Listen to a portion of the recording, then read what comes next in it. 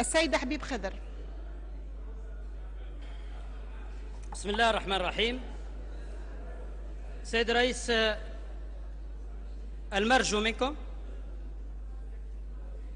العمل بمقتضيات النظام الداخلي التي تقتضي عدم التعليق على التصويت، وكان يفترض أن تقطع المداخلة، ولكن طالما لم تقطع فلنذكر أنه عندما أعد مشروع قانون تحسين الثورة كانت كتلة المتدخل منذ حين ترفضه، ورفضت المشاركة في الندوة الصحفية المشتركة التي قدم في هذا المشروع، وتبرأت منه باعتباره قانونا للإقصاء، ولم نتمكن من عرضه في الجلسة العامة إلا بعد عريضة أمضاها عدد كبير من النواب، وعملوا على عرقلته مرارا وتكرارا، واليوم يزايدون.